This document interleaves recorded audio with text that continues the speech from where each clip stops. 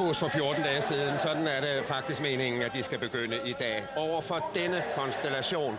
En lille smule ændret i forhold til det hold, der stillede op i Aarhus. Nummer 19, Chanelet, spillede på midtbanen i Aarhus. Han rykker tilbage i højre forsvarsside i stedet for Le Dissé. Og så er der Rocher kommet med i angrebet. Spiller med nummer 14. I Aarhus var det nummer 10, Govenek, som spillede helt fremme. Men jeg forventer, at han spiller mere på midtbanen, som den skabende kraft ligger lige bag Darosha og Ndiaye. Men ellers, så er det, som vi kender det fra Aarhus, et teknisk godt hold, men også et hold, som aarhusianerne viste i Aarhus, kan rystes. Et par enkelte ændringer fra startopstillingen i Aarhus. Nummer 14, Jakob Olsen, er med i startopstillingen, som afløser for Jes Højen. Og så er selvfølgelig Johnny Mølby med igen. Han havde karantæne i den første kamp i Aarhus. Carsten Hallum og Peter Dein ligger fremme. Der er ikke blevet plads til Allan Reese, som startede i Aarhus, hvor man spillede med en tremandskæde foran. Dommer Manfred Schüttengruber fra Østrig. Jeg kender ikke noget videre til ham. Det eneste jeg ved, at han har dømt Nantes dengang for et par år siden. Det er helt perfekt fodboldvejr. Det vil skyde på temperaturen her i Nantes er omkring de 25 grader her. Og en stille aften. Desværre for Nantes vil jeg sige ikke så forfærdeligt mange tilskuere. Der er langt fra fuldt hus. Der er plads til 40.000 tilskuere her. Og der er vel ikke meget mere end de 15 allerhøjst. Og heriblandt et par hundrede fra Aarhus. 65 af Aarhus supportere har taget turen i dobbeltdækkerbus herned. En tur på 22 timer. Og de vil nok kunne høre dem, næppe se dem ret meget. De er hoppet op i et hjørne på langsiden over på den modsatte side. Og så er der omkring 100 sponsorer med også på rejsen hertil. Nummer 20 hos aarhusianerne, Dennis Sim. Og her er det Picnic. Ja, det er jo Gunnar Lind, nummer 18. Og her, den franske målmand, Michael Landreau. Et kæmpe talent. Ikke mere end 18 år. Debuteret for Nantes allerede som 17-årig. Og man har faktisk købt en ny målmand, som bare ikke er spilberettiget i øjeblikket i UEFA-turneringen. Men han kan faktisk ikke engang slå Landreau af. I venstre forsvarsside. Meget offensivt spillende. Stefan Lièvre, en af de nye på Nantes hold i denne sæson. Kommet fra klubben Caen. Og 14 hos aarhusianerne, Jakob Olsen. Men det er aggressivitet, og det er hårdt arbejde, hvis det skal lykkes for AGF. Nummer 10 her, Gourvenet, som kommer ned fra midtbanen. Støder med frem, og ganske skudfarligt. Scoret til 1-0 i Aarhus. Har en mindre skade, og der var egentlig lidt tvivl om ham. Det blev først besluttet sent på eftermiddag, at Gourvenet skulle være med.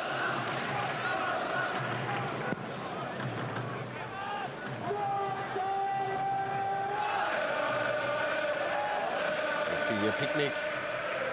Han spillede en stor kamp for 14 dage siden i Aarhus. Og i øvrigt også spillet godt imod Ikast i fredags.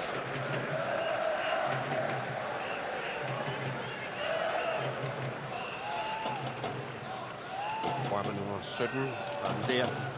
Der er midterforsvar med Bruno Carotti, nummer 4.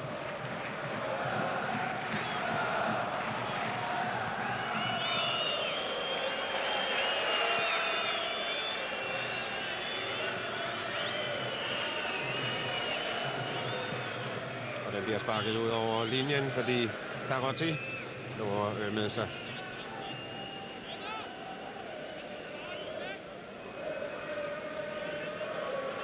Og så er det aarhusianerne meget gerne skulle spille den til modstanderne. Det gør de heller ikke i denne her situation, og de hilses med det samme af en pibekoncert. Der var en hel del diskussion i Aarhus om optakten til Picnics udlignende mål til 2-2. Franskmændene påstod, at de havde sparket bolden ud over linjen, fordi det lå skadet på banen. Det mente Aarhusianerne ikke, at de spillede trøstigt videre, så der blev gået frispark, som Picnic scorede på. Udligningen til 1-1, og den sluttede altså 2-2 der kamp. Nummer 14, det var Scher. Håndboldspark. Godt blokeret af Jakob Olsen. På benet af Berosja. Jeg ser situationen der. Ja, det er Berosja, der rører den sidst. Målmand Lars Windfeldt. En af Superligaens allerbedste keeper. Og også en flot kamp. Ikke mindst i udekampen i kvalifikationsturneringen til denne her turnering mod Udpest og Budapest.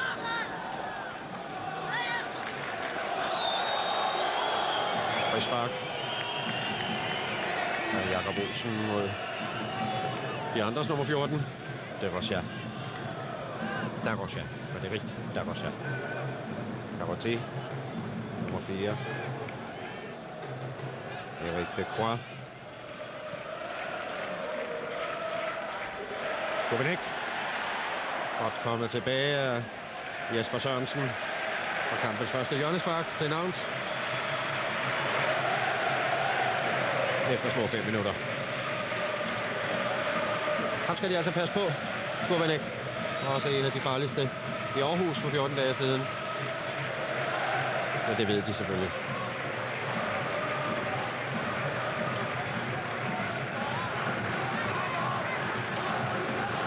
Becroix med fremme. Godt kommet i luften af AGF's Denisin.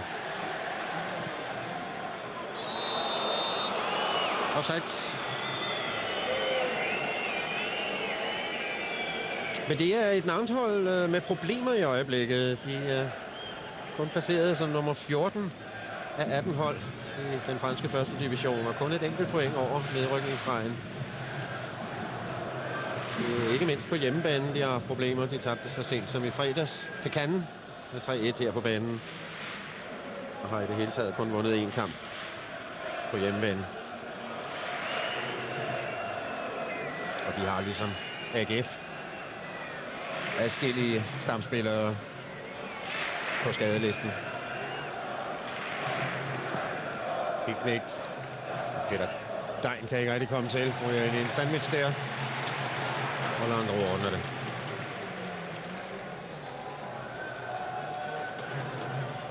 Venstre side Lièvre.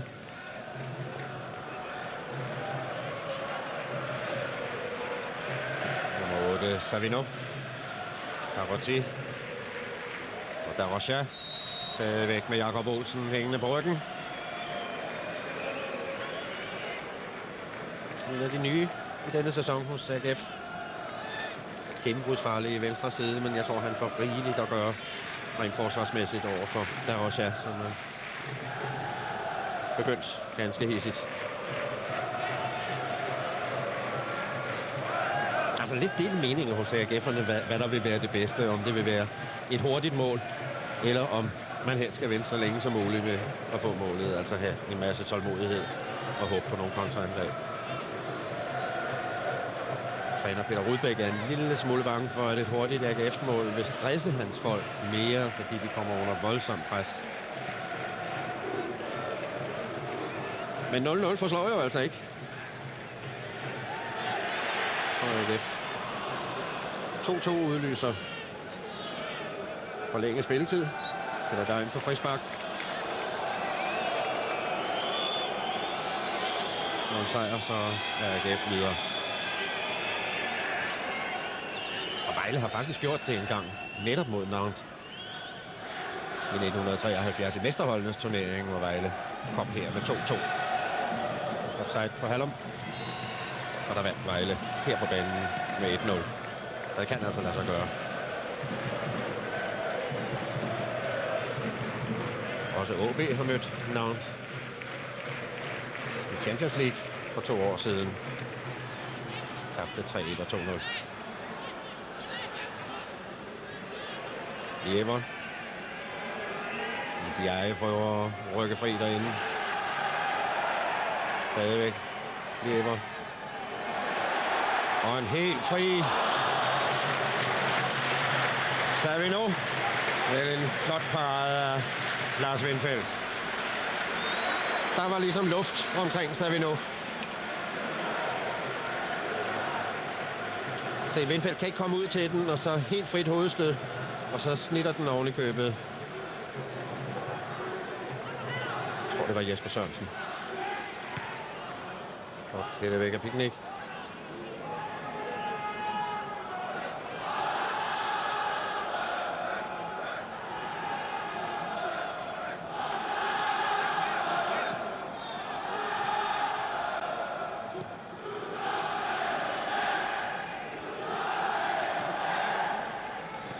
Det er vigtigt, at Lars Windfeldt kommer så godt fra start. Han kan godt få en travl aften her i denne eftersommer.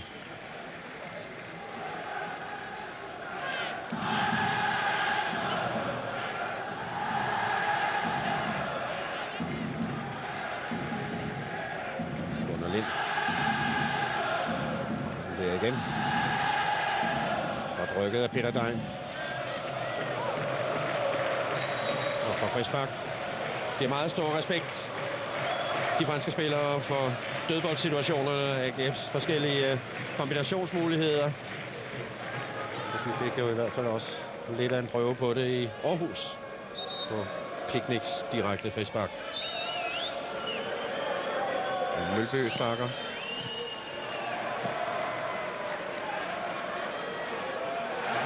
Mølby, som jo også har spillet her i klubben Nantes i en periode fra januar til juni 1992.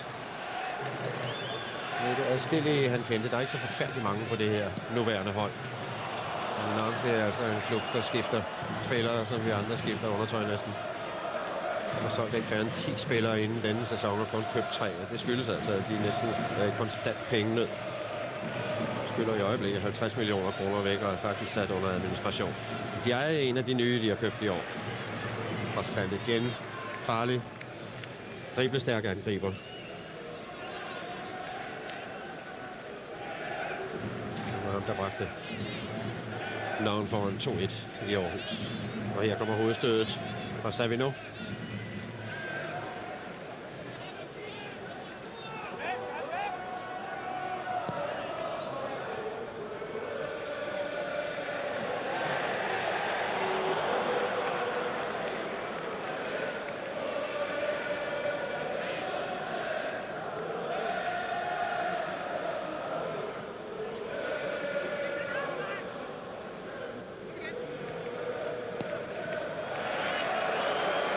Men det er slet ikke nogen umulig opgave for AGF.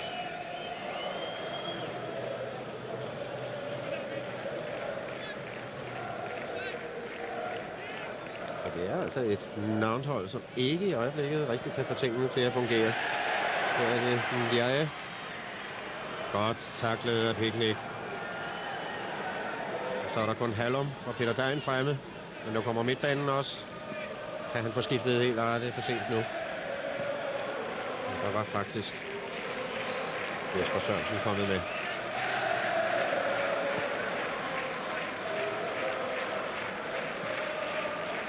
Gunnar Lind.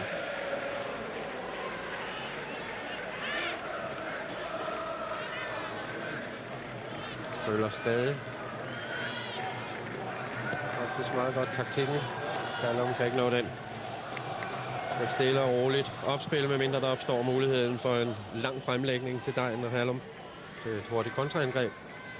Men ellers stresse franskmændene og få dem til at løbe i kombinationerne, i AGF's kombinationer, og så trække tempoet ud af kampen. Der var til Lacroix.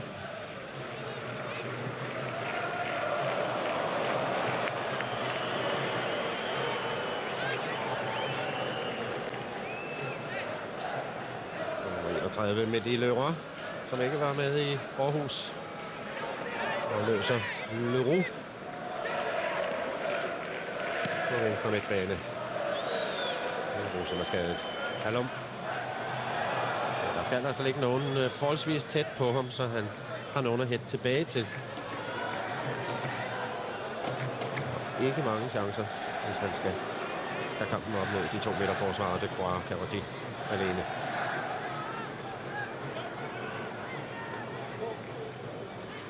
Til. Godt rykket af Liever i venstre side. Det er også godt set af Kim Christensen.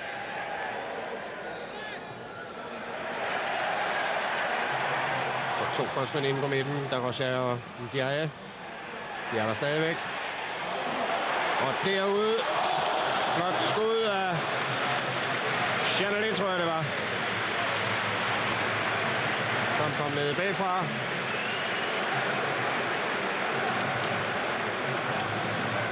Kommer ind i billedet der. Med nummer 8. Nej, det var Savino.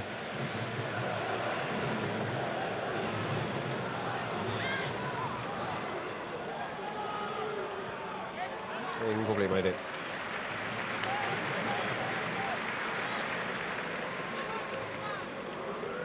Det er samme mand, der har sat AGF's forsvar på prøve nu et par gange. Så er vi nu først med hovedstødet, som Lars Vindfeldt fik reddet flot. Og så med dette langskud.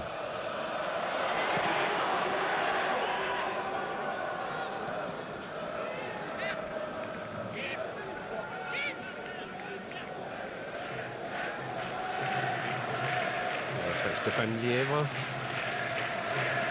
Også en ny spiller i denne sæson. Sammen med Ndiaye.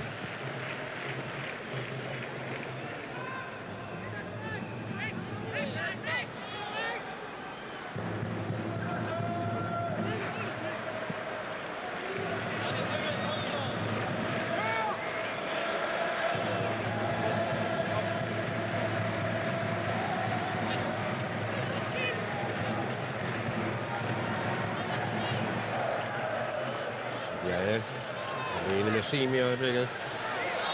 Der skal på Gunnar Lind. Og frispark.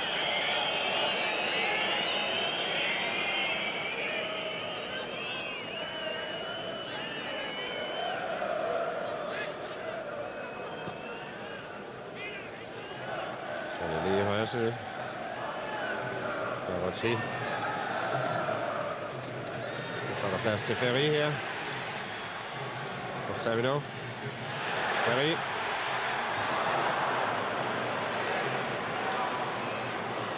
Liever i højre side.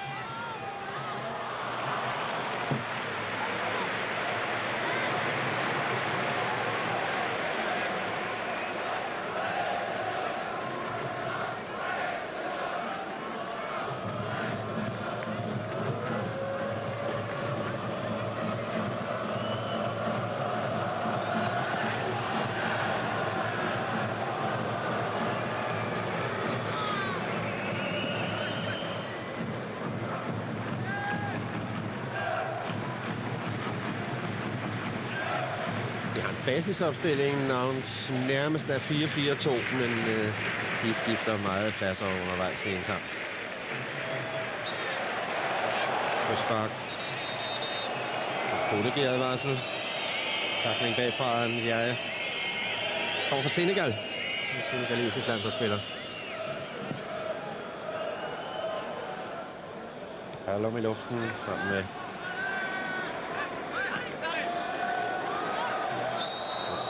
og frispark her. Ferri nummer 6. Og den seneste aktuelle landsholdsspiller. Og anfører. Nu sagde vi med en defensiv rolle på midtbanen. Ndiaye. Det er frækt det der. Frækt spillet, farligt spillet af Gunnar Lind.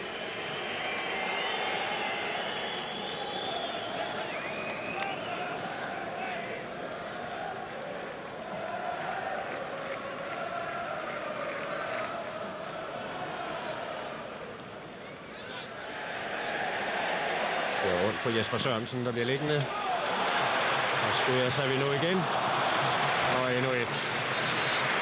God parade igen. Det var et vemmeligt skruet skud. Og så er vi nu. Rækker i luften foran Lars Windfeldt. Og han kan faktisk ikke gøre andet end bokse til den. Men så er vi nu foreløbig den eneste, der har sat forsvaret på prøver.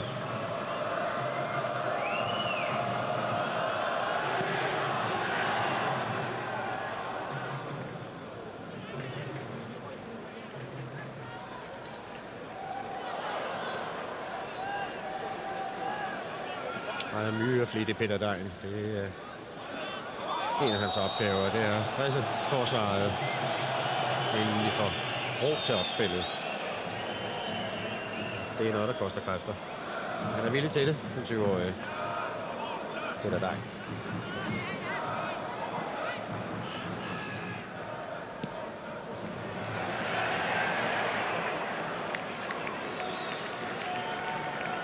Det var Nantes selv mener, de har haft de største problemer indtil nu i denne sæson i den franske første division. Her i gennembruddet på flankerne. Og der har AGF foreløbig, synes jeg, fået lukket meget godt af. Enkelt gang smuttede Leroy i højre siden.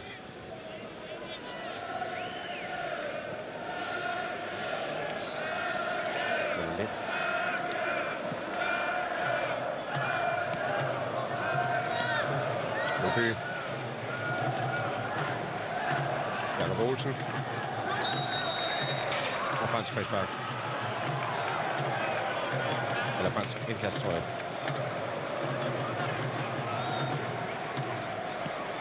Og frispark.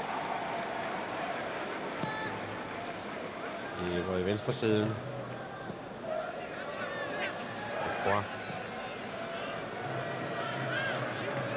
Ferry. Det var rykket venstre. Og så Hallum ned og samler op på midtbanen. Starter angrebet herfra. Og der er ikke offside.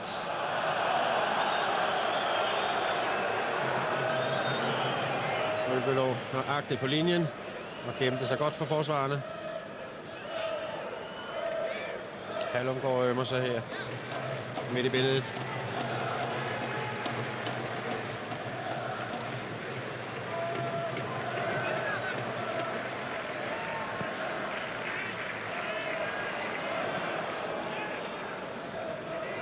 Ja, det er noget af det, de skal være forberedt på oceanerne. Det her, det bliver altså hårdt, også fysisk. Franskmændene har traditionelt stor respekt for skandinavisk fysisk spil. De er altid sammenligner med det britiske.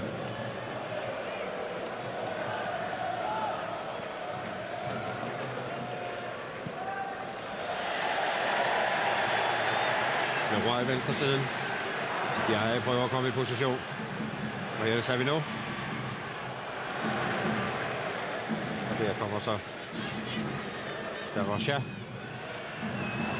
Chanelier med fremme. Darrocha.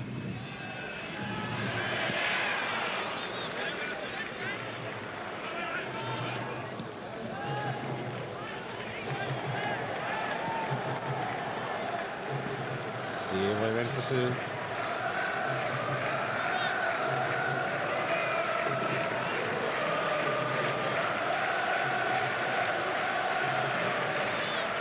Ja. Rolig. Masser af tid. Det er ikke noget, der haster. Lidt for hurtigt. De taber bolden, AGF. Lidt mere ro, når de har erobret den, så de kan nå at komme i position. Det skal bredde i spillet med 5 mand på midtbanen. Chanelier. Rocha. Ferry. Savino.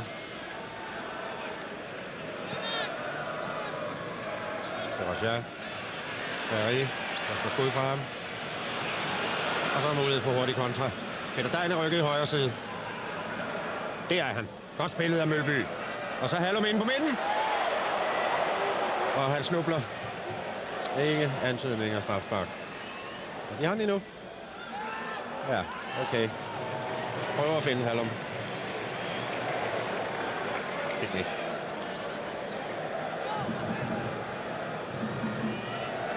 Den er glimrende spillet af Johnny Mølby med ydersiden ud til Peter Degn. Og det er Hallum, og så er han lige et enkelt skridt fra at nå frem til bolden. En god chance til AGF. Og dem kan der sagtens komme flere af, fordi franskmændene spiller per tradition offensivt.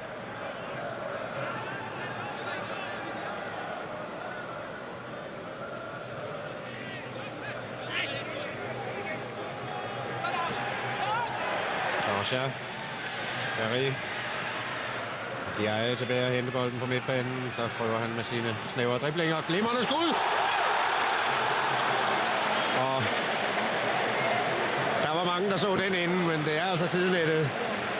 Jeg se det der lille korte træk, og så kommer hugget, lange hugget med venstre ben. Det er altså sidenettet. Ja.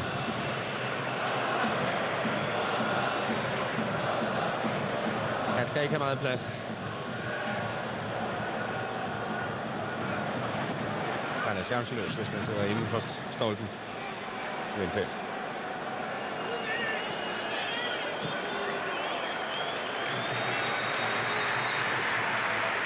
Ja. Det er dog 3 svinge, han har fået i øjet på Kroat.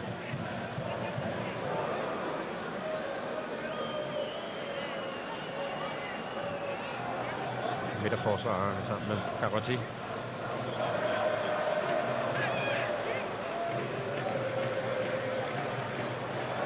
Og der har man altså skærpet reglerne, at en spiller, der bløder, han skal uden for banen og behandles. Man må ikke få et tør blod at stoppe. Han holder ikke mere med bare at give ham en klud i hånden.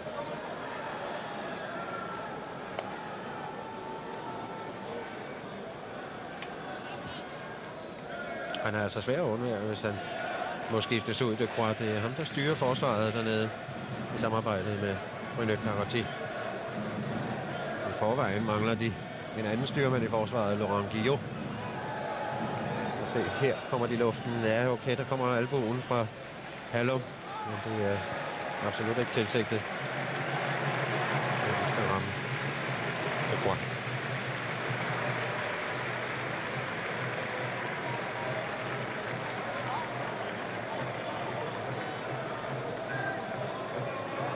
Først en flænge der ved øjet eller i panden, så bløder det altså voldsomt. Så mange gange. Meget værre ud end det egentlig er.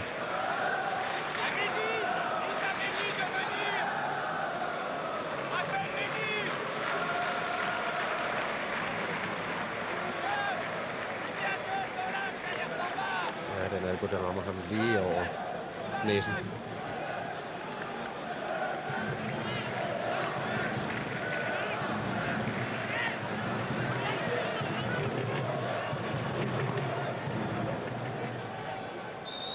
Der laver frispark.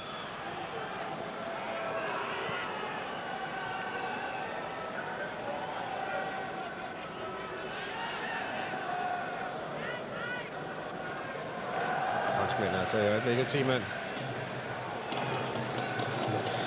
Det går ud for behandling. Så er det. Berry.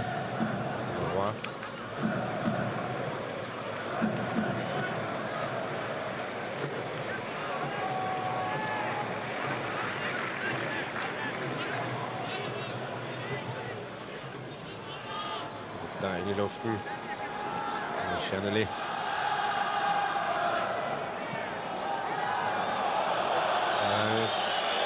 Tosset frispark, han laver Peter Degn bagfra, men dommeren ser det ikke.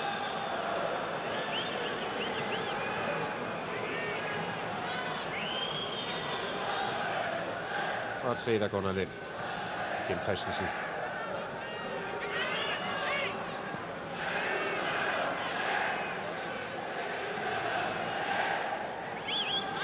Mølby. Meget stort arbejdsområde på midtbanen. begynder at nærme sig den form, der i sin tid var med til at skaffe ham på landsholdet til Europamesterskabet i 92.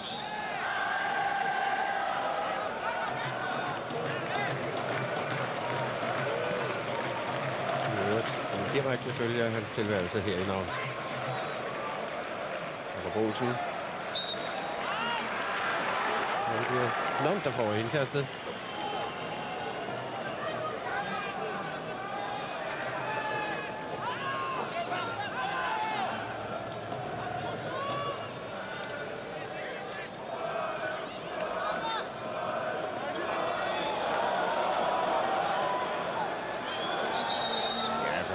Fodboldspillere. Det var det nummer 14, Frédéric de Rachat, der tryllede. Så var der kun brug for i de sidste 18 minutter i Aarhus, og forløbet været absolut fremtrædende på Nantes hold. Ferry.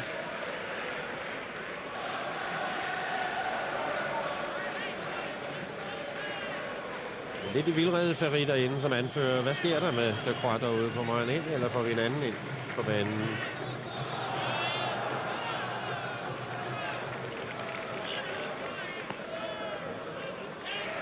God skal indkast.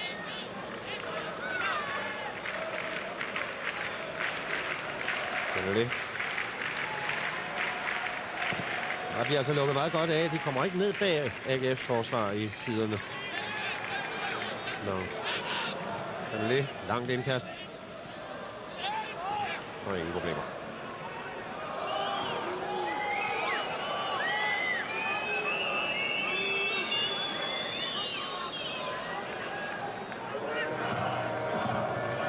Det tror jeg lige er blevet hævet ned i omklædningsrummet og bliver søget med et par sten. En halv time er der spillet, som de kunne se. Og 0-0. Det er et godt resultat, men det er bare ikke nok. Og det er et endeligt resultat. Så er det vist 2 gange uafgjort, så tæller de 2 mål, som Nantes scorede i Aarhus. De tæller.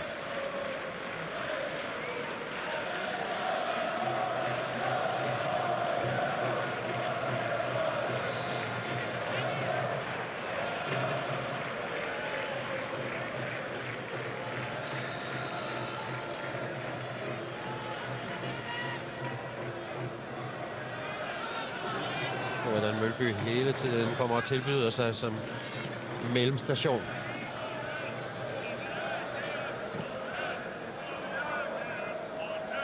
Picnic er gået med i højre siden. Peter Degn og Hallum inde på midten. Det er der stadigvæk. Jakob Olsen over i venstre siden. Og Landry.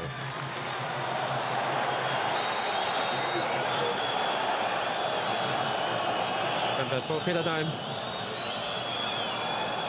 Dommeren føler, at det er en provokation, det der. Og det kan udløse advarsel. Foreløbig er det kun Hallum og Torben Picnic, der har advarsler på det her hold.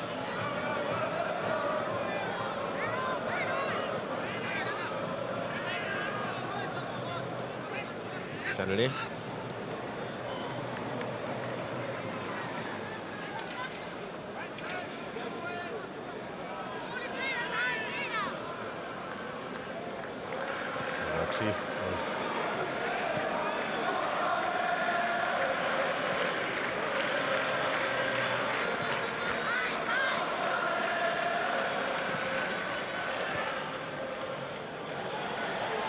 Rachat. Godt kommet ind, en Nonbo og brudt der. Mølby. Hvor frispark til ham. Jean-Michel Ferry har lavet frisparket. En af de få Mølby kender fra sin tid for 5 år siden i klubben.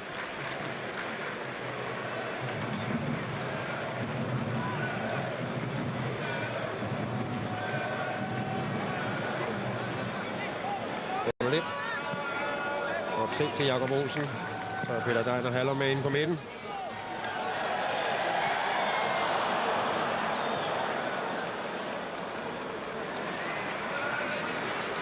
Picnic. Så de skal virkelig forsøger Aarhusianerne at udnytte den situation, de har i øjeblikket med en mand i overtal.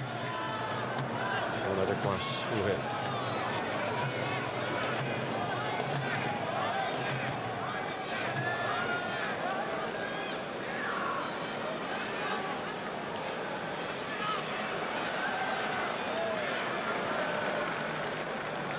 Sådan lidt.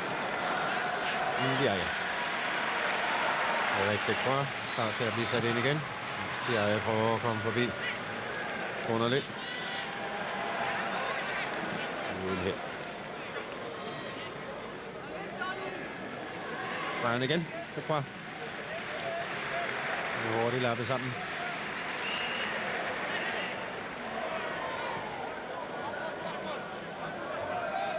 Halom.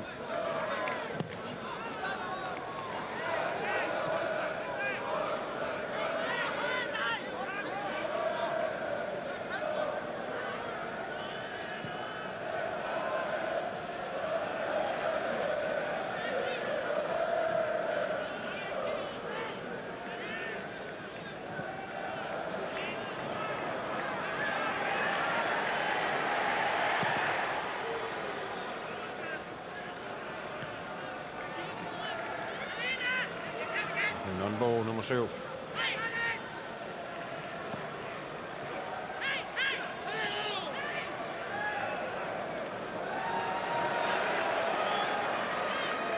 Han forsøger noget hele tiden, Peter Degn. Hele tiden i bevægelse. Kæmpe talent. Skyde på, at han om 40 år er at finde på A-landsholdet. Han fortsætter den udvikling, han er inde i nu. Han er 20 år. 21 selvskrevet U21 landsholdsspiller. Charlie.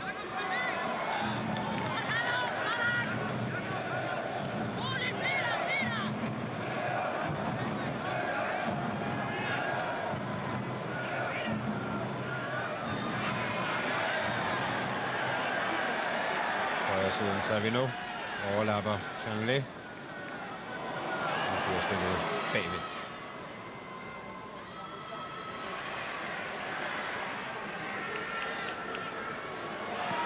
Savino står og venter på den.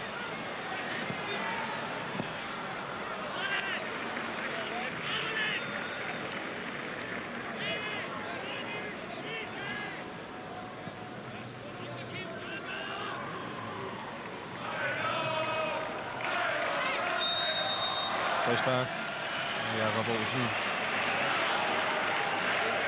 Igen mod den anden nummer 14, der Rocha.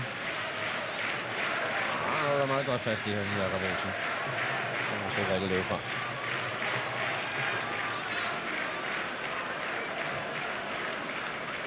Nu har han sandelig gået med frem. Erik Decroix. Klar til hovedstød. Efter at være blevet lappet sammen. Kobenek. Og på stødet til den. Og så Peter Degn. Halum er alene fremme. Men Mølby rykker med i højre side nu. Det er svært. Den er svær. Den kan ikke nå frem til Halum.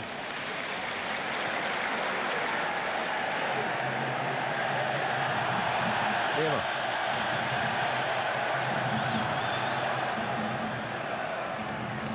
Ja. De har meget godt fat i de snævre franske kombinationer, og oceanerne kommer fint imellem.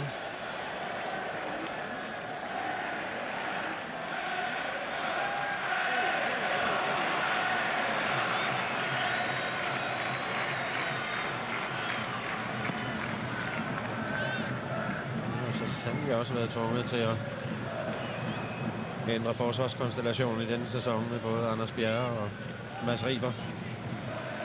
Skadet i længere tid. Han får noget lidt. Det vil sige, løser opgaverne ganske fint. Og nu bliver Jakob Olsen. Det er rigtig andet at gøre der.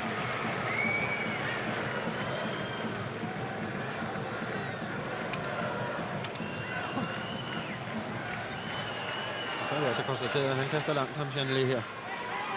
Og på stedet.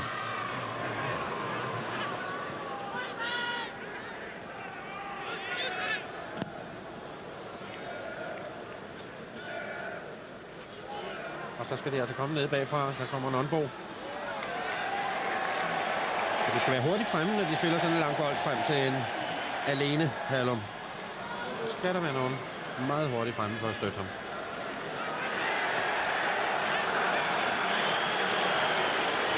Ja, til det. Det siger, sænk lige tempoet. Fordi han er også ved at blive stresset af sine egne folk.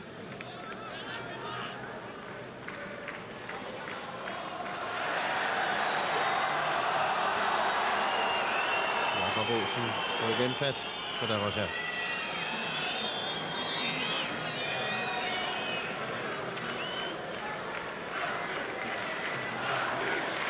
Ja, nu er det taget. 4 hjørnsbak til Nantes. 6 minutter igen af første halvleg og stillingen 0-0.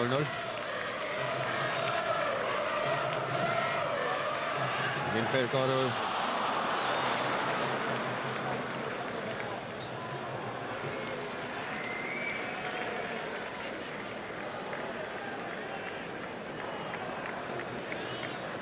Ja, ikke rørt den, tror jeg.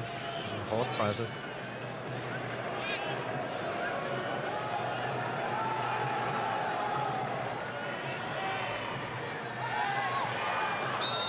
Frisbak. Det går ned. De populæreste spillere blandt AGF supporter og Gunnar Lind. Næsten kultstatus, vil jeg sige, han har hos dem. Det er kaldt The Gunner.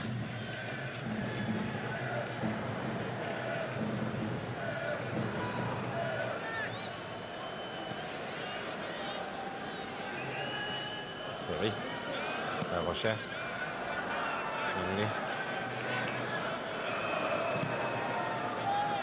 Så rykker Chatelet i højre side. Kommer der.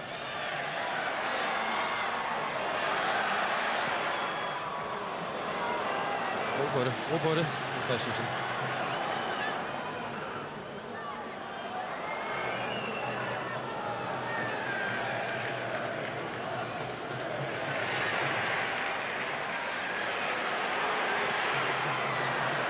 Skal han her stå og have fat i Vindfeld. Ja. Det er godt at tage med hænder der.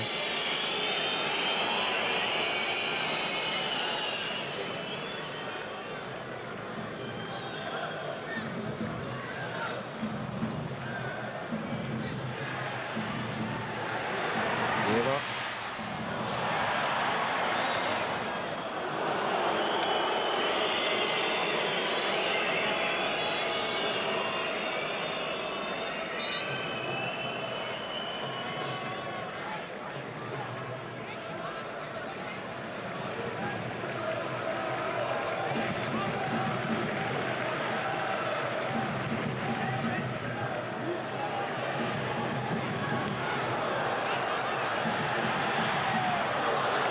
Det er først livsfarligt, da den ramte en forsvarer.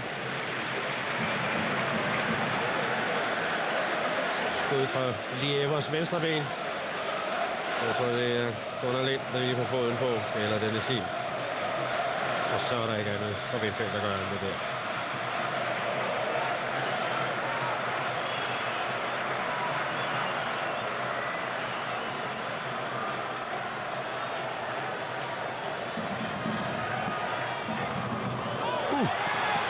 Hvor er det godt reddet. Kæmpe chance.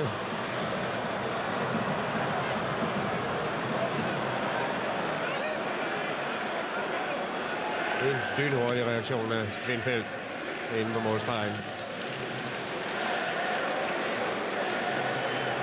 Og det var Leroy, der fik muligheden.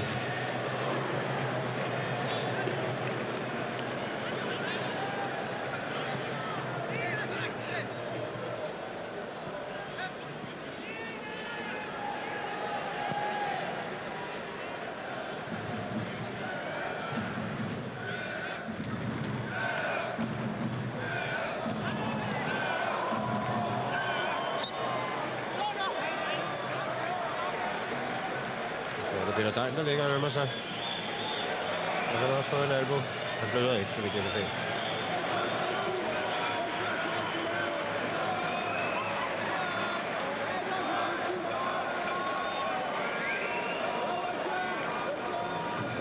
illusionen om, at han får hånden ind foran ham, får slået ham på struben. Og jeg vil helst blive her.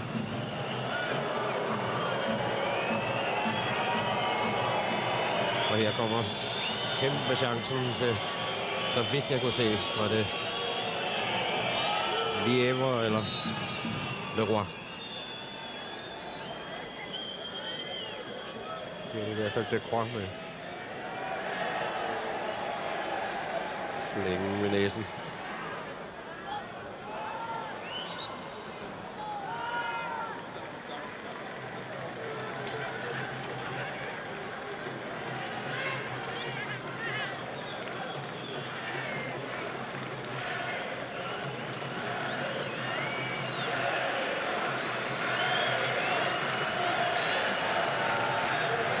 Det var Nex Parker.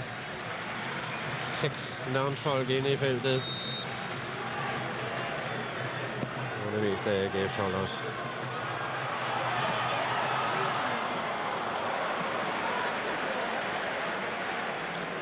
Ja, han har haft en travl aften forløbig, Lars Windfeldt, men har klaret sig fortrinligt. Godt arbejde af Hallum her. Peter Degn ligger alene med 2-3 mand derinde på midten. Og det er AGF's første hjørnespark.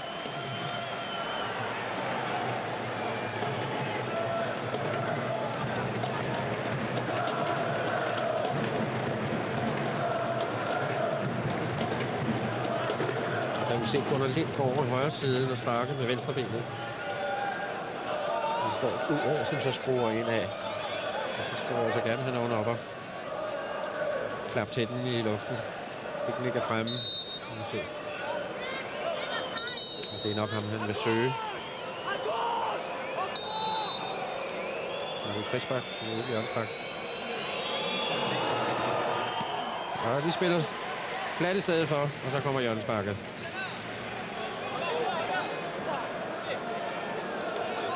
Så til træningen i går spillede vi meget flade kombinationer med den sidste aflevering ind mod midten. Det er bare de erkendelse af, at de har svært ved at klare det i hovedspillet.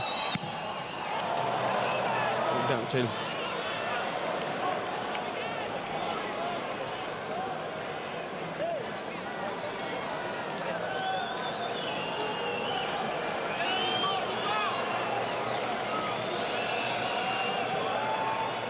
Så kommer pikken i luften, og så er den der. AGF foran med 1-0.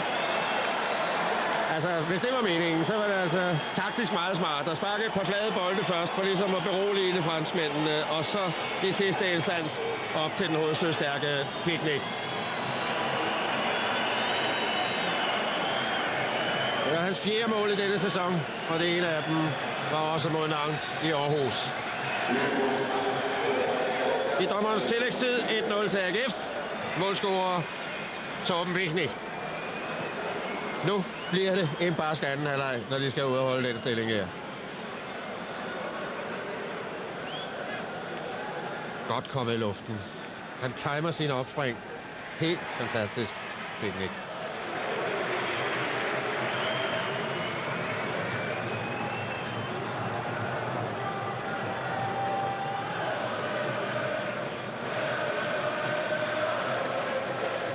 Og nu har Nantes altså brug for alt den støtte, de kan få fra publikum. De fik den ikke i fredags, da de tabte 1-3 her på banen til Cannes. Der blev de på det nærmeste pævet ud mod slutningen af kampen. Det er sådan noget, der også kan ske i anden halvleg, hvis AGF kan bevare føringen. Men et flot mål af Picnic. Og et dejligt tidspunkt lige før pausen.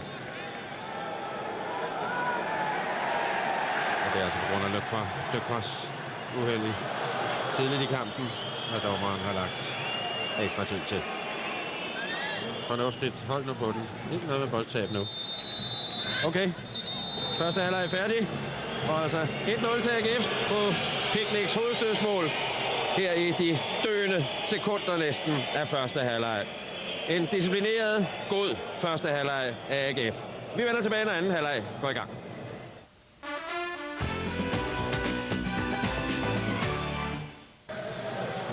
Og vi er klar til at begynde anden halvleg. sådan som jeg har forstået det, ser det ikke ud, som om nogen af holdene har foretaget udskiftninger. Et par af de franske spillere har varmet op i pausen, som om de skulle sættes ind. Men der er altså ikke sket udskiftninger. Savino.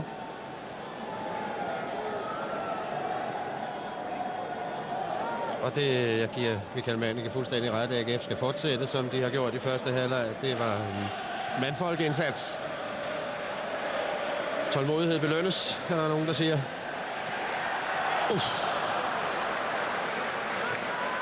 Der er Rocha. Venstre benskud her i det første minut af anden halvleg.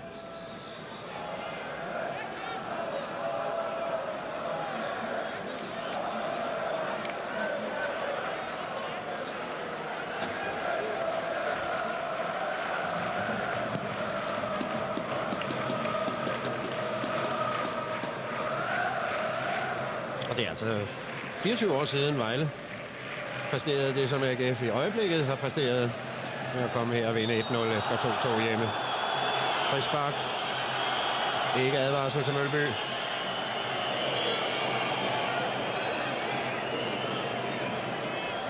Og taklingen kommer fra siden ind på Karotti. Ferry. Der er nu ingen panik. Stille og roligt. Det er godt gået frem med Windfeldt, det der. Igen storartet målmandsspil, og så Ferry, og så er der ro. Det er virkelig, han... Prøv at se her. Et par skridt frem. Hvor han skærer vinkelen af for skytten der. Jeg tror, det var Liever, der var fremme. Og det er nummer 10. Govenek. Og fodparade af Windfeldt igen. Som han også havde i første halvleg. Det kan blive bare løje, det at skulle holde den stilling i 45 minutter.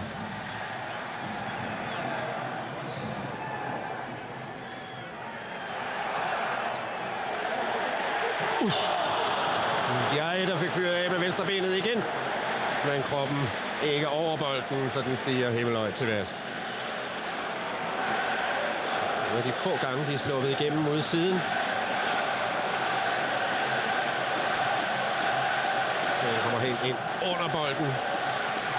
Og det kender overhovedet på Picnic.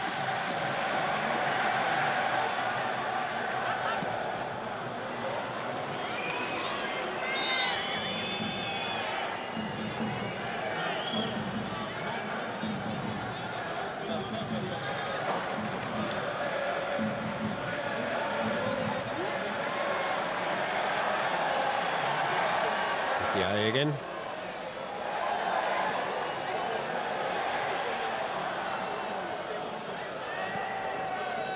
Og så Hallum. Stille og roligt. Hold på den lidt endnu. Så du får spillere med frem. Godt.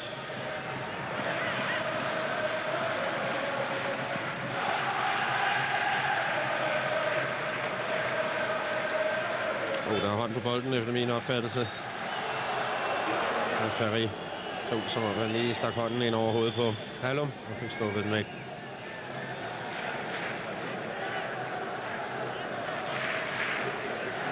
Det bliver hårdt arbejde. Jeg vil håbe, at AGF's kræfter slår til. Men der bliver meget løbearbejde i den anden halvleg. Nu kommer de i bølger, franskmændene. De er ikke offside. Godt kommet ned af Windfeldt. Og hurtigt opfattet også af Kim Christensen. De er igen. Og der kommer Picnic. Jever. Og ikke forbi Kim Christensen. Godt forsvarsarbejde. Og så kæmpe frispark. Sparker direkte ind på knæet af Kim Christensen, så vil jeg kunne se. I irritation nærmest. Jever her, der kæmper med Kim Christensen, der får erobret bolden. Og så kommer... okay, han spiller også bolden.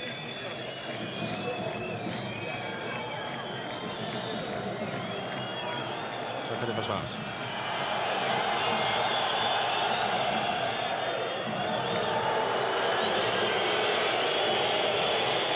Jamen, de er ikke kommet her, AGF, for at skabe sig popularitet. De er kommet for at kvalificere sig videre. Okay. Publikumsreaktionen stille og roligt. Fragtspillet af Picnic. Og Jakob Olsen med i venstre siden. Peter Degn går i position der.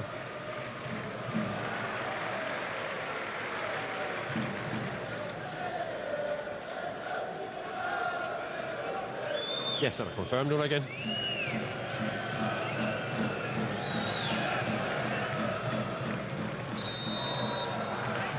Det sparker Peter Degn.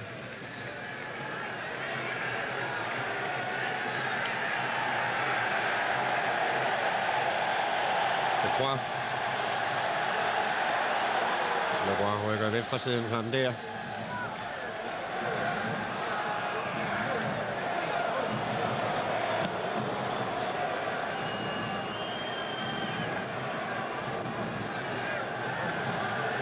Så er der Karotti, der rykker med frem. Og bagkæden.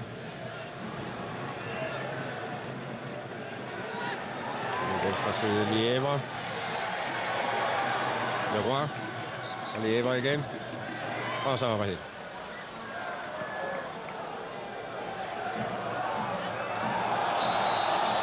Ja, linjevogteren har vinket bolden ud.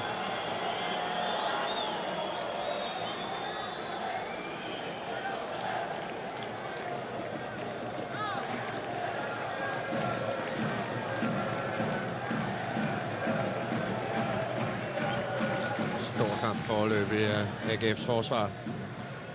En picnic som den helt store. Og så kampens eneste målscorer også indtil nu. Og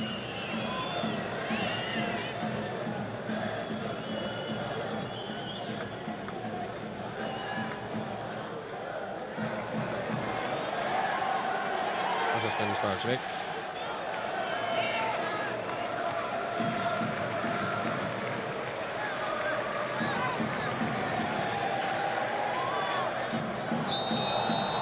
Frispark af Kim Christensen. Imod Leroy. Karotti. Og højre siden der Rocha.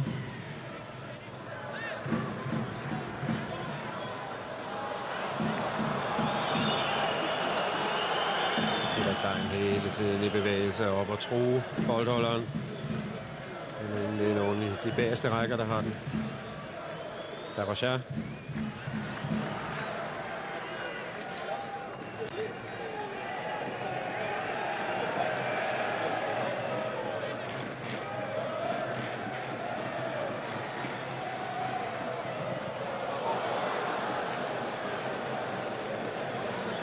Lige midt i ansigtet på Ndiaye, som ikke når at flytte hovedet.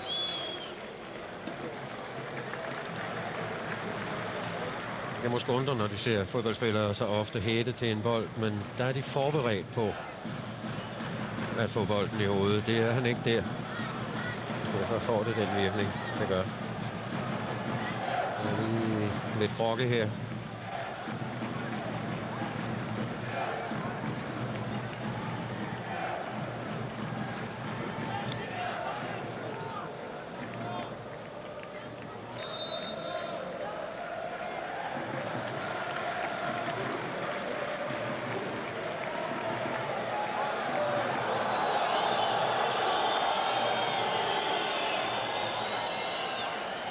Og han er klar til at komme på banen igen. Jeg er også en spiller, jeg synes navnet dårligt kan undvære. Han er en kilde til evig uro for AGF's forsvar. Og her har de Vindfelds flotte fodparade i begyndelsen af halvlejen.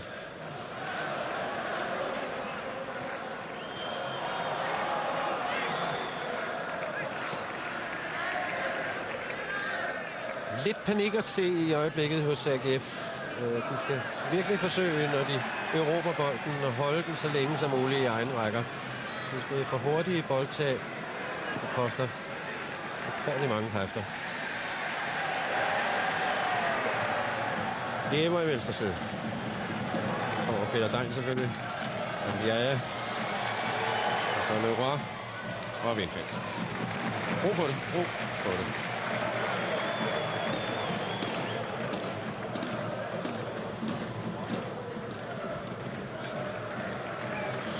Tæmning af nummer 17, Leroy.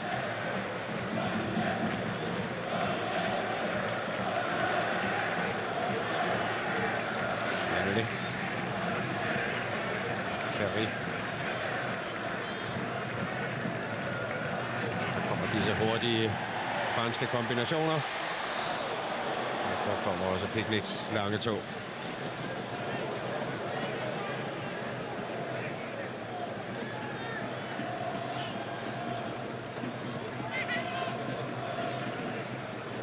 Ferry.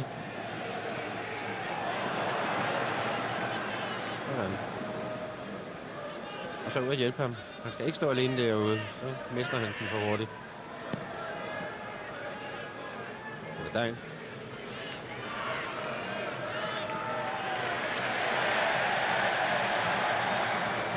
Så vi nu 8.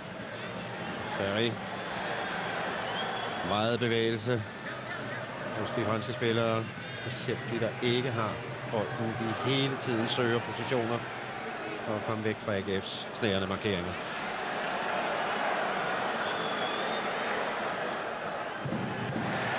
Og det er jeg. Han over til venstrebenet helst. Ferry.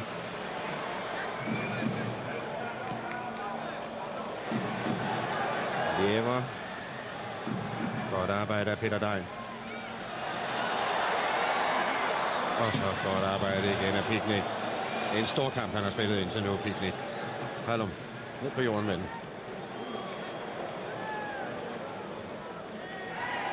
Okay, nu kommer den gule bølge igen.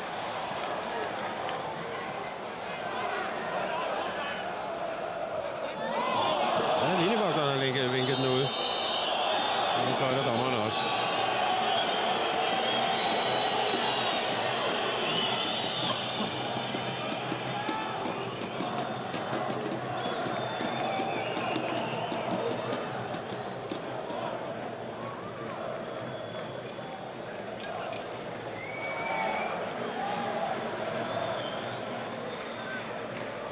Kom i luften af Peter Degn. Så skal Hallum komme. Ja, godt rykket Hallum. Og frispark og advarsel. Kampens første. Det er nummer 17, De Croix.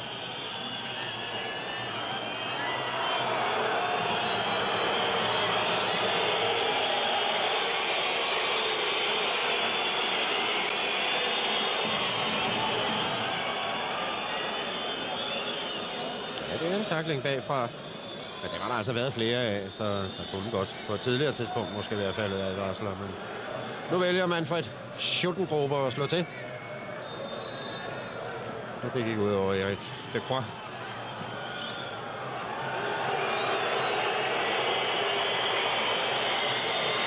Ja, ideen var rigtig nok, men Kim Christensen var ikke noget i position.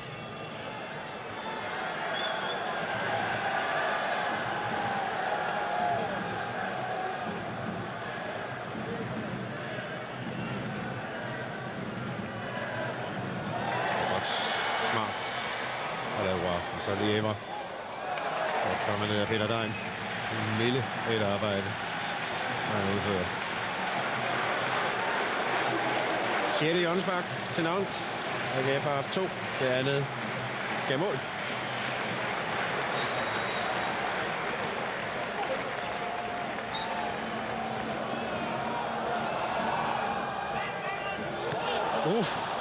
Han troede Vindfeldt, der Picnic havde.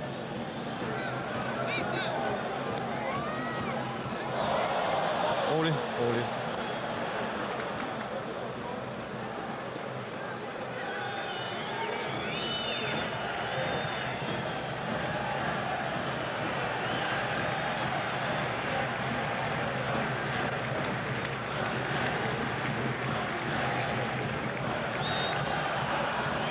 Frispark Nantes. Går der vel en halv time igen.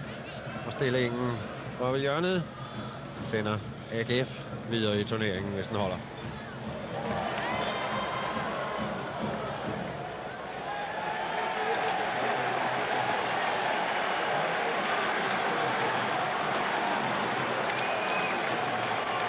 Og så kommer både Carotti og De Croix frem på det bedste forsvar. Det er det De Croix. Frispark til Vindfeldt. Det tog lidt tid, inden han dømte det, dommeren. Fik i luften. Han aner altså ikke, at Windfeldt er der, Erik Lacroix. Det er dommeren, der dømmer.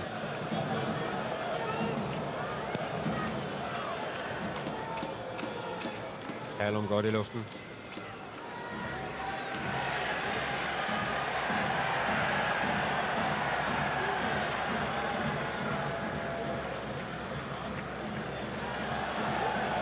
Ferri rykker. Ndiaye. Der får han dømt et frispark, og Ferri er rasende. Baner protesterer. Det er Schottengrupper. Jeg har frit løb, siger han. Og det kan AGF'erne takke den østrigske dommer for, at han dømte der. Ja. Det var meget nemt at få et frit løb, Ferri. Det så faktisk ud, som om han havde det.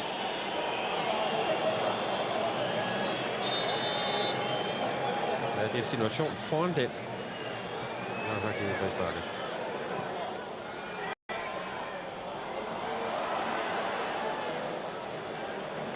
Og målspark.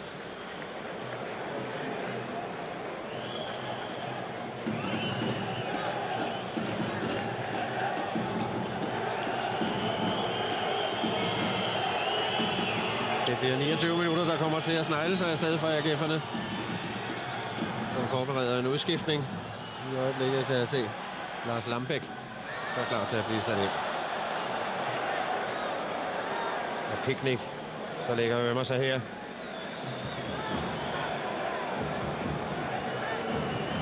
Der sammenstød med Leroy. Det går det der. Ja, det bløder også. For søren. Stor flænge i baghovedet, ser det ud til, at han har fået. Og ham kan AGF altså ikke undvære. Ja, jeg tror, det er støvleknopperne, der lige får fat i hovedbunden på Picnic.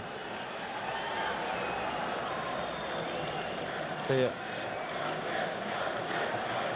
Ja, han er klar over, at den er gal med det samme.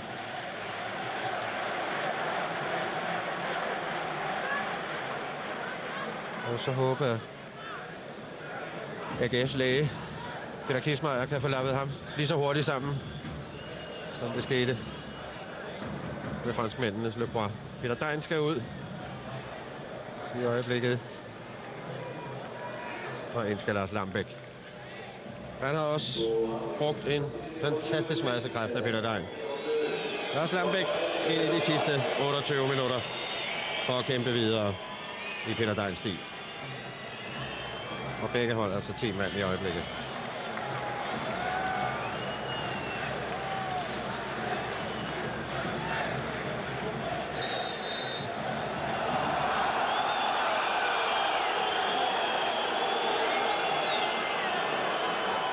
Store protester hos franskmændene. De vil altså også få taget en udskiftning.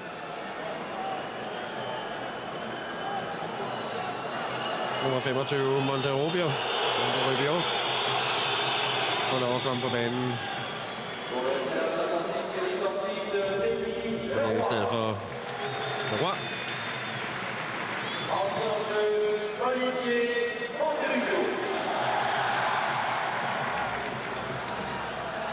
Mere offensiv spillere end Leroy.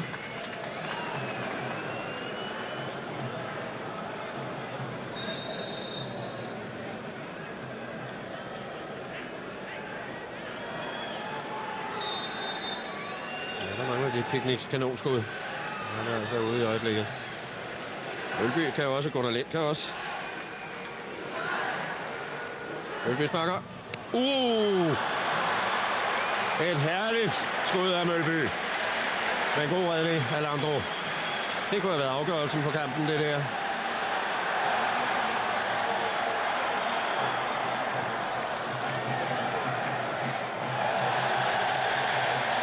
Så kommer den nye mand. Monterrubio. Og så skal Møsler mellem ham og Jakob Olsen.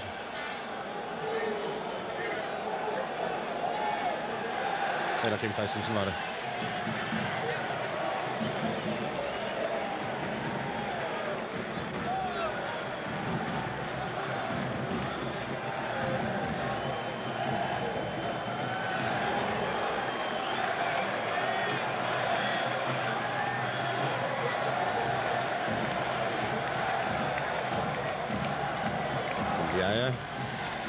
kommer hans venstre ben. Det kommer tættere og tættere på.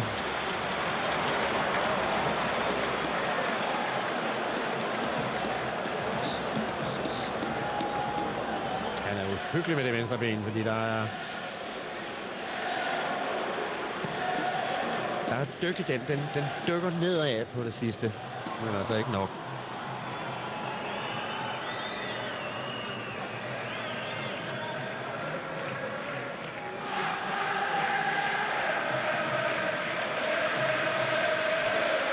Og så er der en Reza sendt til opvarmning nu.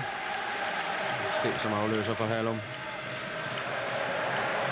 Og så har udført et stort løbearbejde. Så kommer kanariebølgen igen her. Kanariefuglene, som de kaldes. Nantes.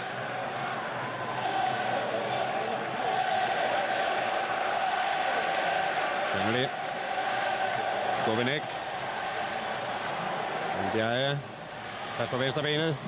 Kom det igen.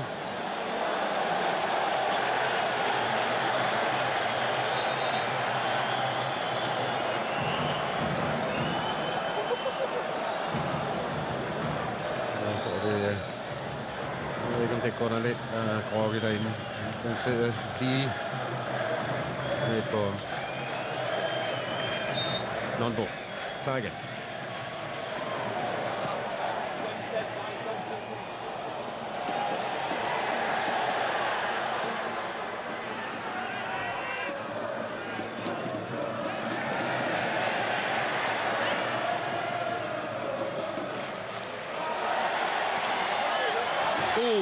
Ndiaye og Ferry kom. Det kan heller ikke fylde af. Og Jørgens Park. Sådan kan det altså ikke blive ved med at gå. Vi får slet ikke tid til at trække ved AGF'erne. Picnic kommer ind igen. Melder sig hos dommeren.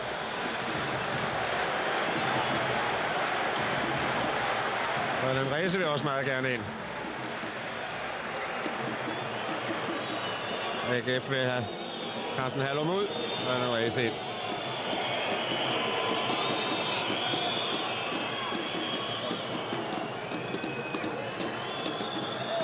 Får de ikke lige i første omgang? Jo, det gør de.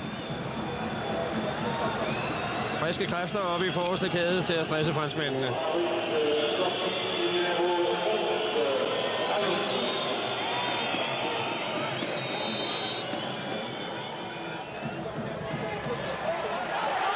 Fantastisk redning af Windfeldt igen. Fortvivlede franskmænd. De slår ud med armene. Her var det Chanelet, der var oppe at hætte. Det er nummer 19 der. Og Windfeldt en utrolig parade og dobbeltparade på kontraskud. Og der var Rocha.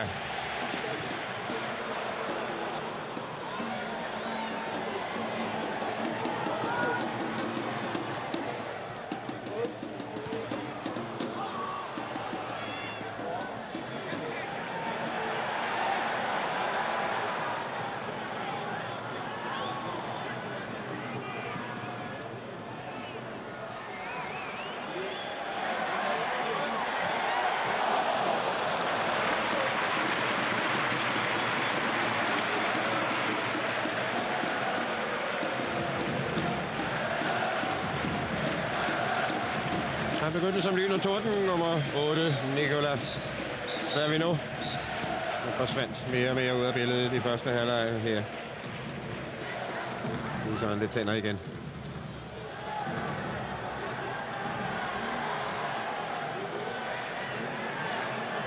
Godt og vel 20 minutter igen. Picnic er heldigvis med igen hos AGF. Der skal lidt ro i et meget betrængt forsvar i øjeblikket. Men de er han fyrer på det hele.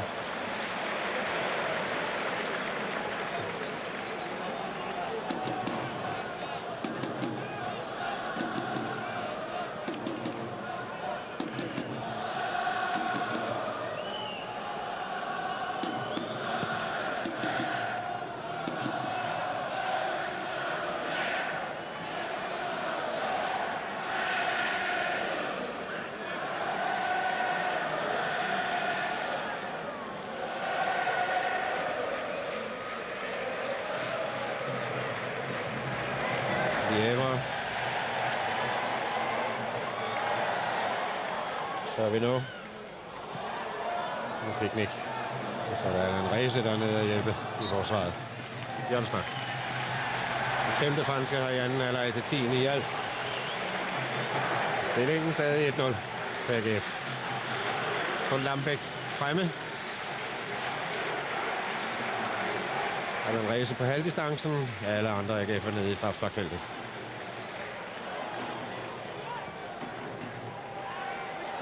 Windfeldt. Der kommer han ud, og så slår han sig.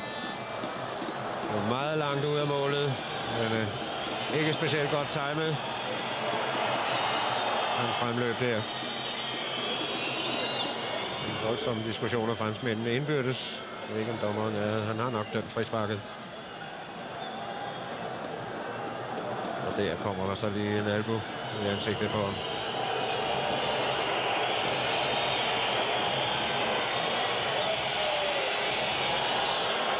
Og det er den albu. Og der var så, som AGF'erne bebrejder ham. Ja. Sikke drama. 19 minutter igen. Ej,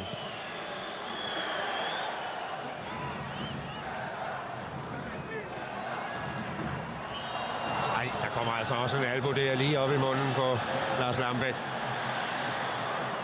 Så skal dommerne altså virkelig til at passe på, at det her ikke løber fra ham. Men nu kommer altså de små private hævnagter. Det er meget, meget frustrerede franskmænd i øjeblikket.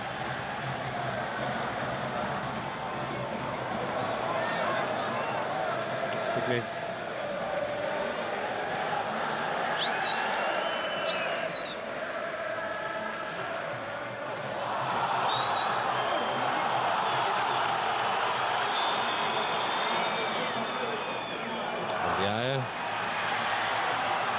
Utrolig nærkampstærk. De er med sine snævre driblinger og hurtige antrit.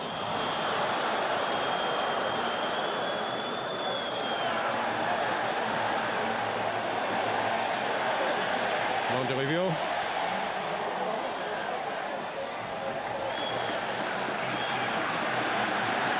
En helt utrolig intensitet i kampen i øjeblikket. En gul bølge, der kommer væltende ustandsligt.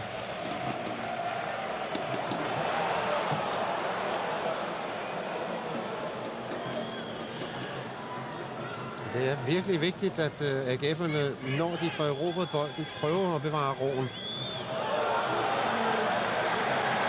Ikke bare sparker den bevidstløst frem, for så kommer altså bølgen igen.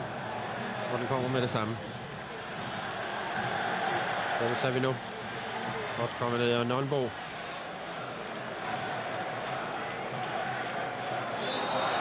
David Deft er klar til en tredje udskiftning. Jes Højen er klar til at komme ind.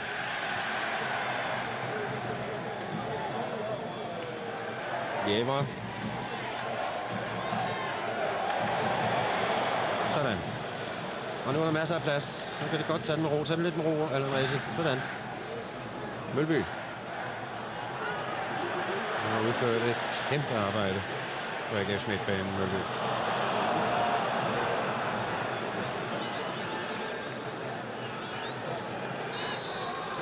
Jes Højen skal ind. AGF's sidste udskiftning. Og så er man nødt til at tage Picnic ud, åbenbart. Og han humper også på venstre ben. Ja, det er en flot indsats af Torben Picnic.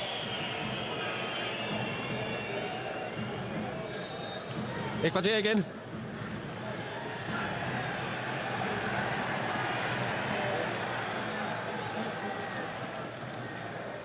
Jæver. Indiaye tilbage og samler op på midtbanen. Hun er vist på, at han er med frem, når der skal afsluttes også. Monterrivio. Og så skal den hæfte væk. Snittet af Gunnar Lind. Chanel nummer 19. Og der kom Gunnar Lind.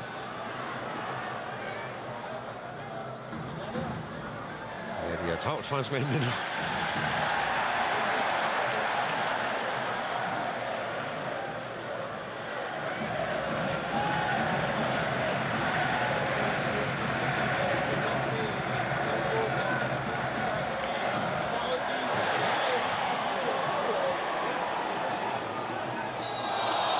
Frispark. AGF takling bagfra. Nej, til navn.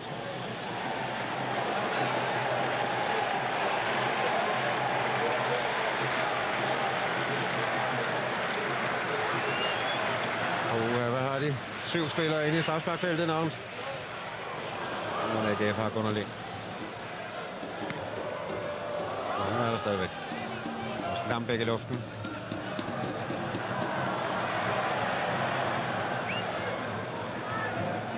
Lehmann er taklet.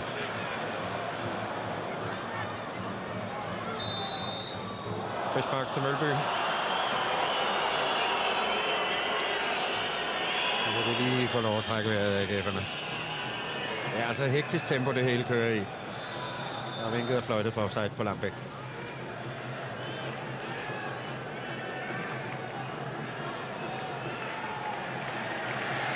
De er hurtigt nok efter min smag, det her. Hvor længe holder AGF's kræfter.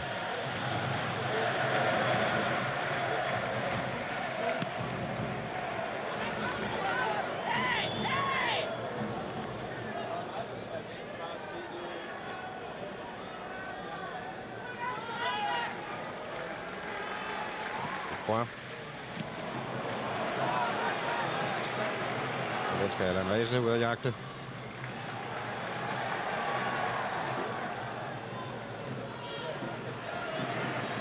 Ja. Det rykker jo. Godt kommet ind og takle det her, Kim Christensen.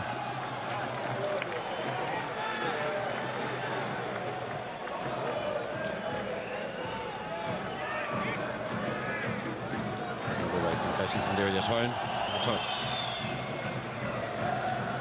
Der var det Kim Christensen.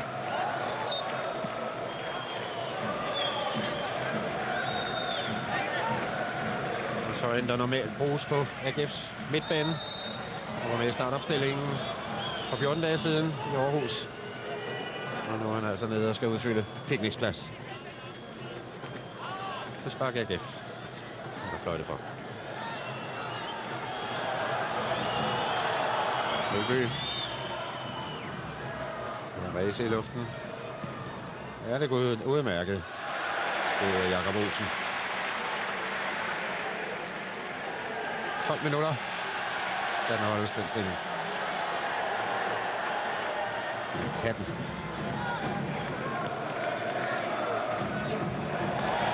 Det er Rubio. Forbi Kim Christensen.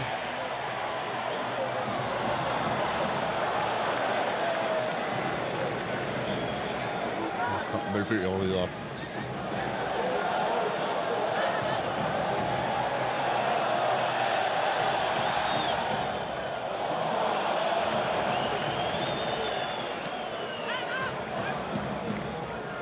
Der er brug for alt hans rutine til at holde på bolden, prøve at skabe bare en lille smule ro.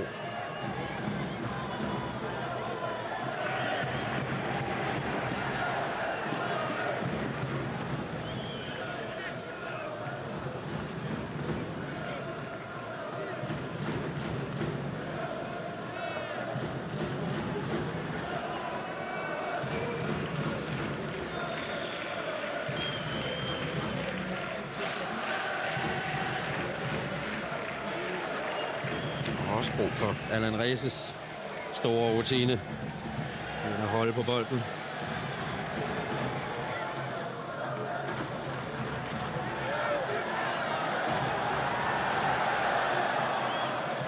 Ja. Nørnbo får ikke fat i ham. Kommer Gunnar Lind. Og så er der opbakning.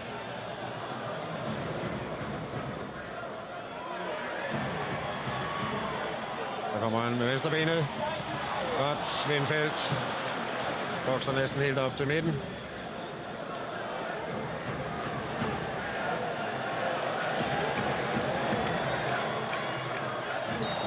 Frispark. Den ligger til hans venstre ben.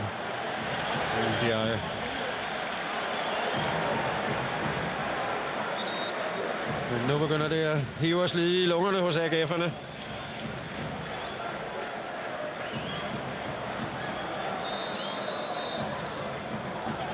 Govenek med nummer 10 står ved bolden.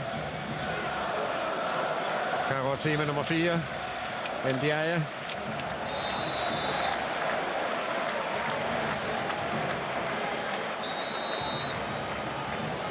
Govenek. Fantomredning af Lars Windfeldt.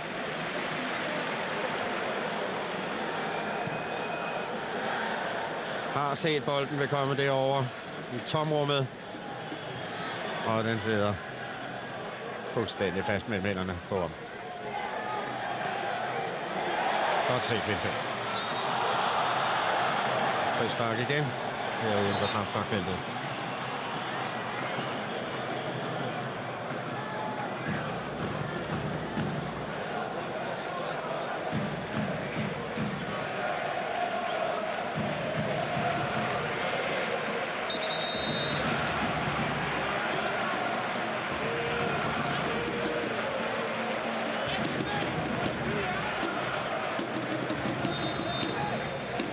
Govenek med bolden. Der kommer Karotti.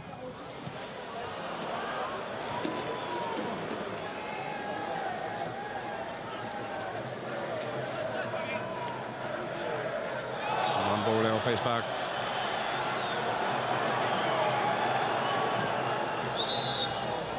Ny udskiftning hos franskmændene. Nummer 14, Karocha. Og et nummer 15, Carrière. Erik Carrière.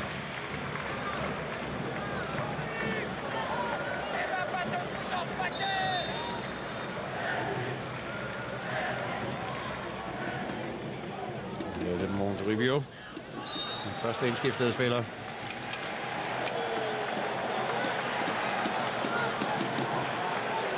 Syvende franske hjørnespark i en hektisk anden halvleg uden tilsvarende AGF.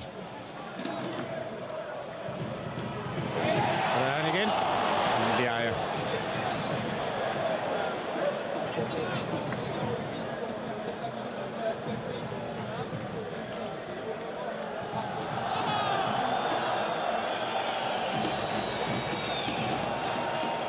Han får svinget benet helt ind under bolden.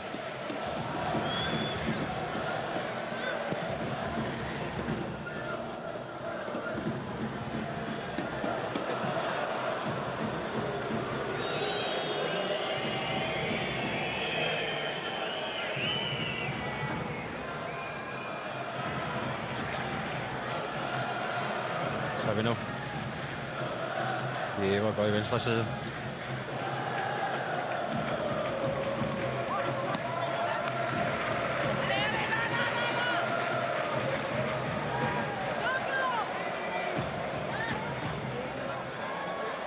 Mølby mod Ndiaye, der er han igen. Og så er der Højen, Jes Højen, og der er sidste omgang. Til nyt fransk hjørnespark. 6 franskmænd inde i straffesparkfeltet. Og Savinoda også. Ndiaye. Og væk med den. Og der er Lanreza alene fremme med De Croix. Godt arbejde af Lanreza der.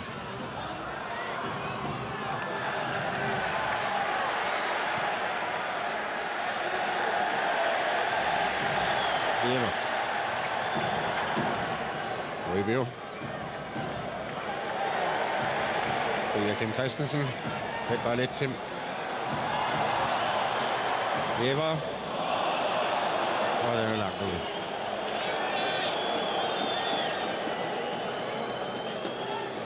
Han har været lidt af en ildsprudende venstrekantspiller Monterrubio siden han er kommet ind.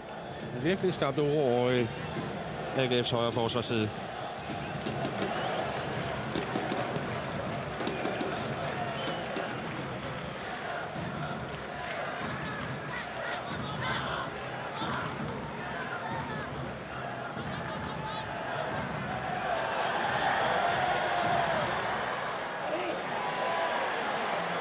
Og igen Rubio, Monterrubio. Og godt set af Windfeldt. 5 minutter. Det vil næsten være for ondt, hvis det her ikke skal lykkes for AGF. Det har været en rigtig mandfolkeindsats, må jeg nok sige.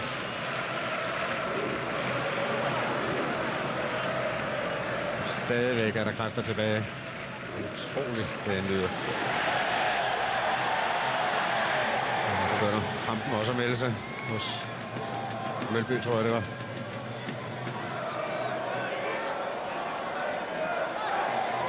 Så er vi nu. Og så er han der. Men han er der også, Windfeldt.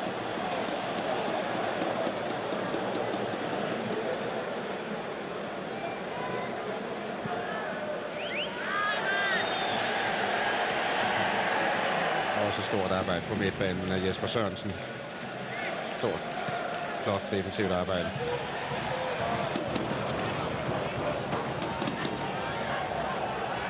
Christensen.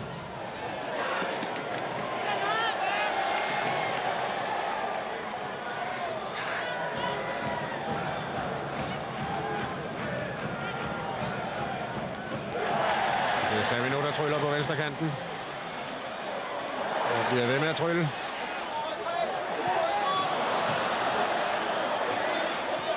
Og så Monte Rubio. Så får vi igen 30 dejlige sekunder for jer. Men han stopper ikke kampen ved de 90 minutter, dommeren. Helt overbevist om. Efter de stop, der har været. Picnic, den fik en flænge. Ja, der kommer en advarsel.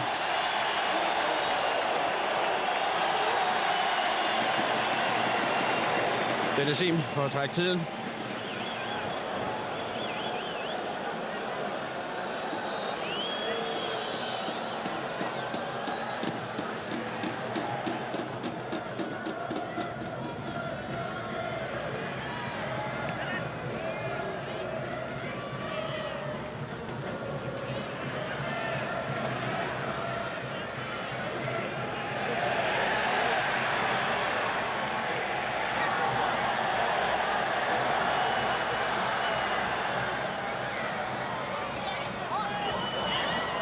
Christensen, godt arbejde.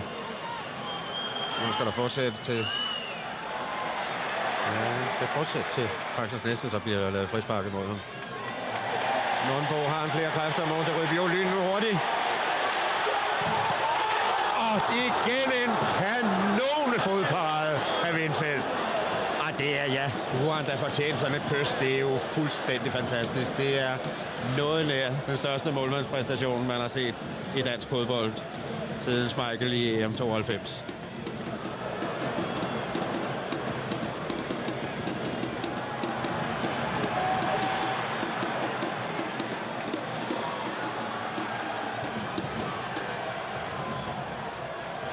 Og på støde. Og der frem og signerer.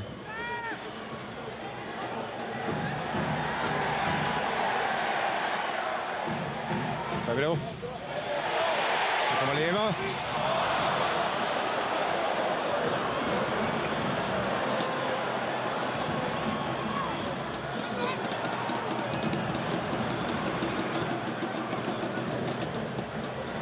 Et halvt minut er der på mit stopur. Og der ryger der et par minutter, i hvert fald på hos dommeren. Resultatet her stadigvæk betyder AGF videre til næste runde. Godt kommet tilbage i Lambæk.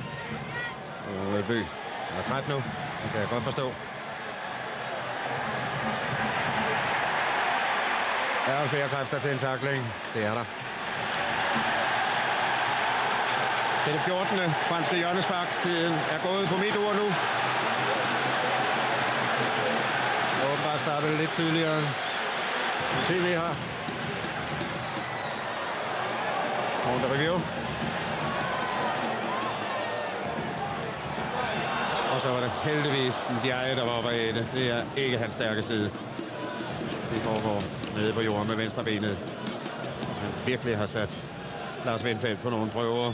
Har også haft kontakt med målet, både sidenet og overligger. Lige lidt har det hjulpet franskmændene. Vi kører på dommerens overtid nu. Eller tillægstid. Og AGF stadig foran 1-0.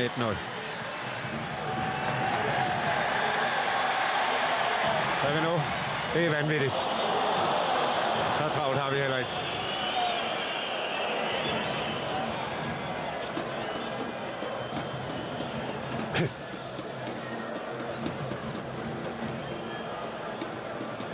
Hvor går sekunderne dog langsomt deroppe i øjeblikket. Sidste franske udskiftning. Udgår nummer 3, Lièvre. Ind kommer 28, Olembe, en angriber. Det er måske lige fint nok.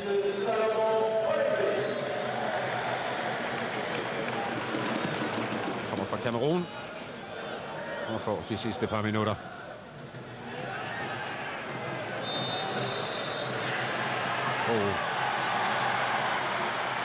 Jeg tror ikke, at AGF'erne troede fløjte af. Det er der altså ikke endnu. Sidste gule bølge, kan vi dæmme op for den også. AGF, så er pladsen i næste runde. Shit. Det er rigtigt. De friske spillere, Lambæk og nogle, de skal tage de der konfrontationer nu. Prøv at holde på bolden, skabe ro. Govenek. Og kæmpen i forsvaret, Gunnar Lind. Meget frustreret fransk træner. Og ender det nu i. Olembe. Monterrubio. Pas på ham. Tak for det. Det ordner han selv.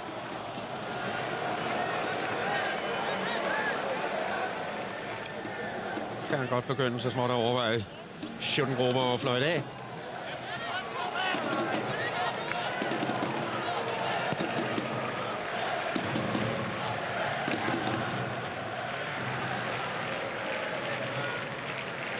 Og han kan bare tage det stille og roligt. Ikke så roligt.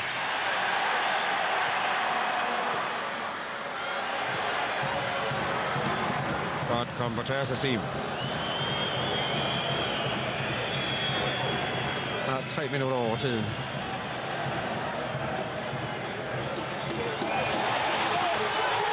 Igen. Det er da utroligt. Men hvad skal de dog gøre, de franskmænd, over for en Lars Windfeldt, som spiller i en helt anden verden? Det er noget nær det flotteste målmandsspil, vi har set i mange år fra dansk målmands side. Og der bliver der fløjtet af. Den sidste redning af Windfeldt. Evert mindede om Ole Kjærs redning i sin tid på Wembley i de døende sekunder af 1-0-sejren dengang. Men en mandfolkeindsats af AGF. Og 1-0 fortjent videre. Det var virkelig, hårdt arbejde det her. Men de var villige til det, og de gjorde det. Og så havde de altså en Picnic og en Windfeldt og en Gunnar Lind. Ja, dem alle sammen. En storartet indsats. Men kampens store oceanske helt, han hedder